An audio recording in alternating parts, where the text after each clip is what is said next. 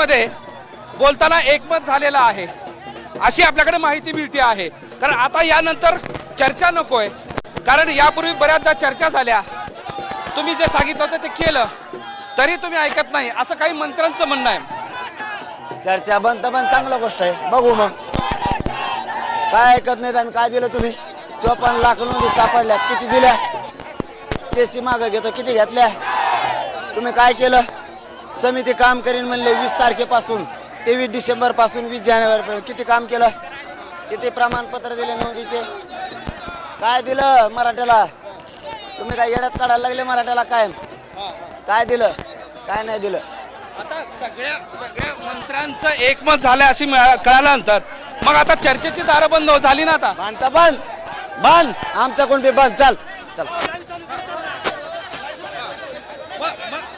यातून तोडगा कसा निघणार हा प्रश्न आहे। ते आता त्यांना माहित, आम्हाला नाही माहित, त्यांनाच विचारा दे। पण आता हे जे वादळ आहे या वादळाचा धसका सरकारने घेतला आता दिसत आहे। त्याने घेतला का नाही आम्हाला काय माहित काय केलं त्यांनी। आम्ही त्यांचे लेकर म्हणून त्यांच्याकडे यायलो आणि ते चर्चा बंद करणार केल्या तर केल्या, बंद तर बंद, चल आमच्या दारा बंद।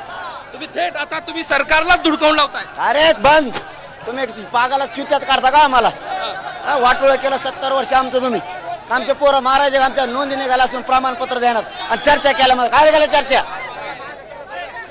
तसल्या लबाड चर्चा कशाला केल्या? याच्यासाठी विश्वास ठेवला का आम्ही तुमच्या?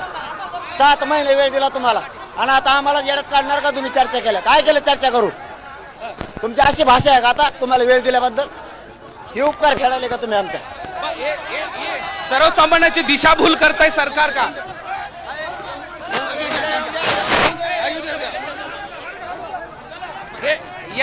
एवढ्या मोठी गर्दी आता ज्यावेळेस मुंबईला निघालेली आहे तर दिशाभूल करण्याचा प्रयत्न सरकारचा मंत्र्यांचा आहे का? आणि काही खास मंत्री त्यासाठी काम करतात असं म्हणणं आहे का? जर ते असं बोलत असले ना की चर्चा बंद, आम्ही चर्चा केली, ते ऐकत नाही असं जर म्हणत असले ना, आता थोडी गर्दी आहे मग तर आत्ताच करोडोनी होईल। मग जर तुम्हाला असे उलट्या सुलट्या भाषा करायच्या असल्या तर आजच चर्चा बंद होईल आणि मराठी मग आजच करोडोनी निघतील। मग 26 तारखेला यायचे तर आताच निघतील। मराठ्यांना शांत राहू द्या। सामंजस्याने तोडगा मुख्यमंत्री शिंदे साहेबांनी सामंजस्याने तोडगा काढा आणि फडणवीस साहेबांनी सुद्धा मनापासून प्रयत्न करून तोडगा काढायचा प्रयत्न करा। हे बाकीचे बहाणेबाजी शिकू नका। हे जे वादळ आहे हे वादळ अधिक आता वाढत चाललेलं आहे। म्हणजे आंतरवालीला वाटत नव्हतं की एवढ्या मोठ्या संख्येला असतील म्हणून, पण जसं वडीगोद्री आली तसा हा जो गर्दीचा सागर आहे तो वाढत चाललाय। नाही मग आता ते जर आम्हाला येड्यात काढणार असले चर्चा केल्यानं आम्ही ऐकत नाही। बरं झालं मी मीडिया समोर समाजात चर्चा केली, 4 भीतीत केली असती तर मला यांची फाशी घ्यायची वेळ आणली असती। बरं झालं समाजाला माहिती आहे, मला तर येड्यात काढला असतं माझ्यावर खोटेनाटे आरोप केले असते यांनी। समाजासमोर चर्चा केल्यामुळं समाजाला माहिती आहे चर्चा कशावर चालू आहे। समाज त्यांनी उलट खोटं बोलून समाजाचा रोष त्यांच्याविषयी वाढू नये। म्हणजे हा सगळा डाव रचला जात आहे का? कारण डाव जरी रचला काय होईल? मी जर जनतेसमोर चर्चा केली नसती तर जनता म्हणली असती 4 भीतीत काय झालं माहीतच नाही। जनतेसमोर चर्चा केल्यामुळं जनतेला सगळं माहिती आहे। जारंगे पाटील म्हणतोय 54 लाख नोंदी मिळाल्या, 54 लाखाचं पत्र मराठ्यांना द्या, ते दिले नाहीत। कोण कोणासंग चर्चा करून येड्यात काढतंय हे मराठ्याला कळलेलं आहे। बरं झालं मला आज चांगलं वाटायला लागलं की मी समाजासमोर चर्चा केली। 4 भीतीच्या आत केली असती त्यांनी मला संपून टाकलं असतं खोटं नाटक बोलून। इथून मागे जसे संपवलेत आमचे लोक मराठा समाजात काम करणारे, असंच मला सुद्धा संपवलं असतं यांनी। त्यांचं असं म्हणणं आहे की हे बघा प्रशासनाकडून प्रयत्न सुरू असताना त्यांच्या बदलत्या मागण्यामुळे सरकारमध्ये नाराजी आहे आणि कुणबी नोंदी सापडत असताना सुद्धा आणि पुढच्या महिन्यात अधिवेशन बोलवत असलं तरी ते मोर्चा कसा सापडेल?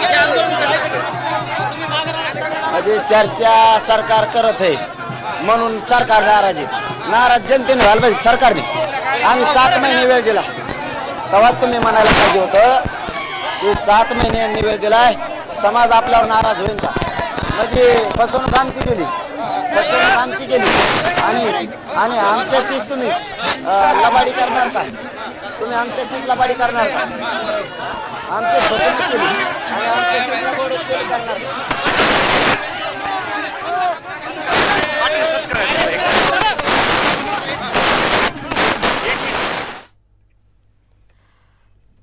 तर आपण बघतोय एकीकडे सरकार अशी भूमिका घेतोय की जरांगेंसोबत चर्चा करणार नाही। त्या संदर्भात साम टीव्ही सोबत बोलत असताना जरांगे पाटील यांनी प्रतिक्रिया दिलेली आहे। जर सरकार अशी भूमिका घेत असेल तर आम्ही 26 तारखेपर्यंत वाट बघणार नाही। आजच मोठ्या संख्येने मराठा बांधव त्या ठिकाणी पोहोचतील असं यावेळेस जरांगे पाटील यांनी म्हटलंय।